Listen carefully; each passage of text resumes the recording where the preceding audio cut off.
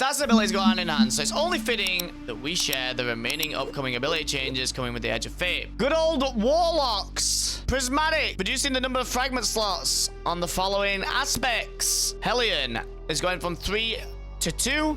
Bleak Watcher is going from 3 to 2 as well. So any getaway artist users, Bleak Watcher is getting a little bit of a nerf. Prismatic / Strand, the Weaver's Call aspect, can now generate threadlings on any final blow instead of just strand final blows. This is a nice little change.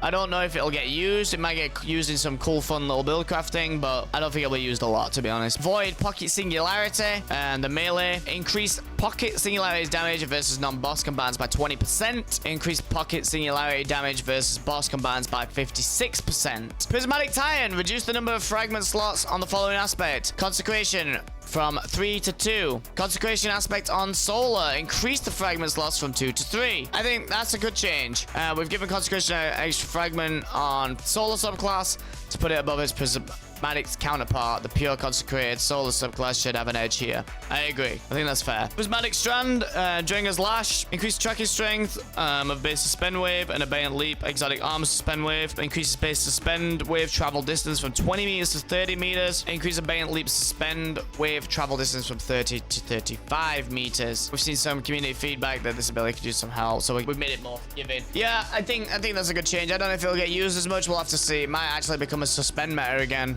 We never know. Prismatic Solar Consecration aspect. Ignition no longer is a plus 20% bonus damage, which is very, very good. They're making it match other ignition damage scaling changes that they mentioned in last week's twit, so check that out. Shield Throw on Void, which is the melee for the Titans. Increased projectile tracking strength by 77%. That's really good. Honestly, Void Titan is very lacking right now, and I think it needed way more help than this. But like in anything endgame, right, you can obviously use Void Titan in a lot of stuff, and it's a lot of fun. I love the Void subclass in general across all 3 classes, but I think it needs some massive help personally.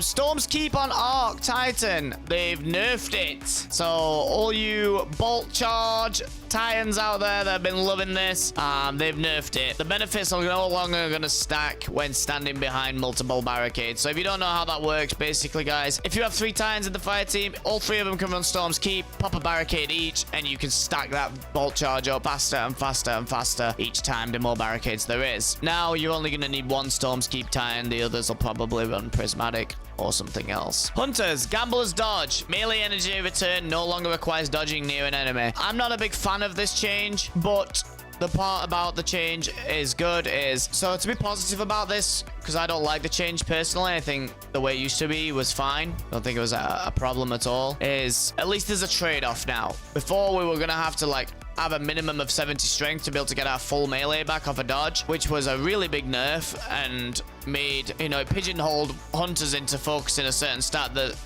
we just didn't need it because our Gambler's Dodge would give it back. You know, you had to risk your life going near the enemy, which I know, you know, in some content it doesn't really matter. It's not that difficult. It's not that deep. When you look at it from a balance standpoint, risk reward, right? You walk, you roll next to an enemy, you get your melee back. That's the trade-off. When you think about it like a Titan, it throws its throwing hammer, they have to go pick it up. It's risk reward. That's the balance. Well, what they've done now is they've actually told us that melee energy return no longer requires dodging near the enemy. So while we're having to build into that stat, which we didn't want to build on, the trade-off now is the fact that we just don't need to dodge near an enemy. That's the best way I can explain it. I hope that made sense. Prismatic, reducing the number of fragment slots provided by the following aspects. Ascension's going down from 3 to 2, and Winter Shroud's going down from 3 to 2. The Winter Shroud change is very confusing to me. I don't feel like there's many hunters out there that use Winter Shroud, and here's why. Winter Shroud does not proc off an Ascension dodge, as far as I'm aware, unless it does, but as far as I'm aware, it doesn't. I just don't think there's many hunters out there using this. They're using Stylish, they're using the Threaded Spectre clones. I don't understand this change, but maybe I'm just under a rock there. I don't know. Prismatic Solar Gunpowder Gamble aspect, reducing its self-damage from Gunpowder Gamble detonation by 60%. This is really good and makes me think to take Stylish off for it, because this is very strong,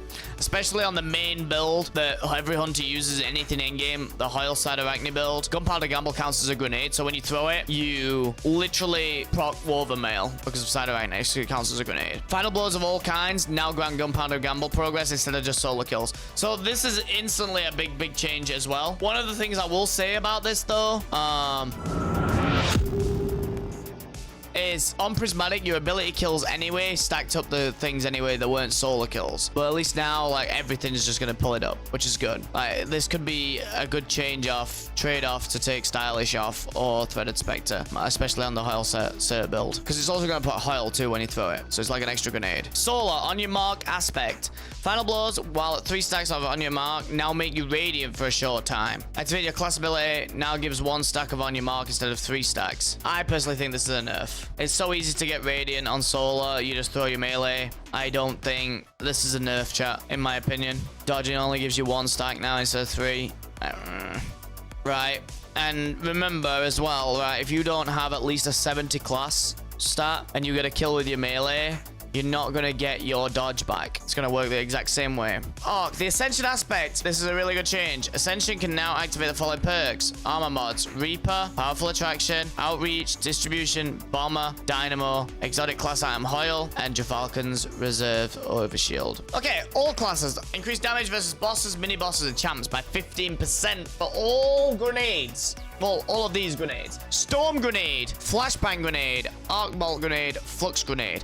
Now, the one I'm worried about seeing here, chat, is Storm Grenade. Titans could go crazy again with a 200 grenade spam stat build with Storm Nades on bosses. This could actually go crazy. Axiom Bolts and Suppressors on Void, Firebolt Grenades and Trip Mine Grenades. This and this on Hunters could go crazy with the Yaz build again.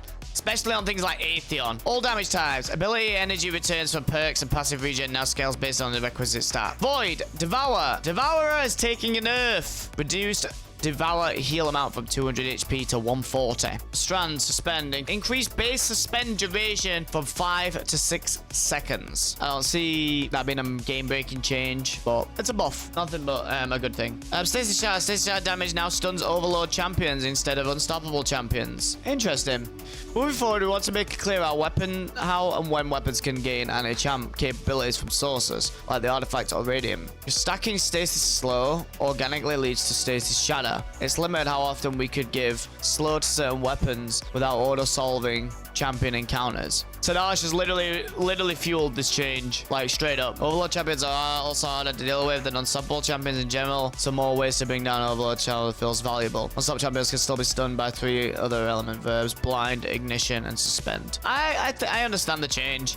Like, Tenacious this season just made it too easy because they gave us anti-barrier rocket sidearm. We could slow overloads and stun them. We could freeze unstops, and we could break a barrier with 1 gun. Flux Grenade on arcs significantly reduced base cooldown time and increased projectile size to make it a bit easier to stick targets. I don't know how I feel about this.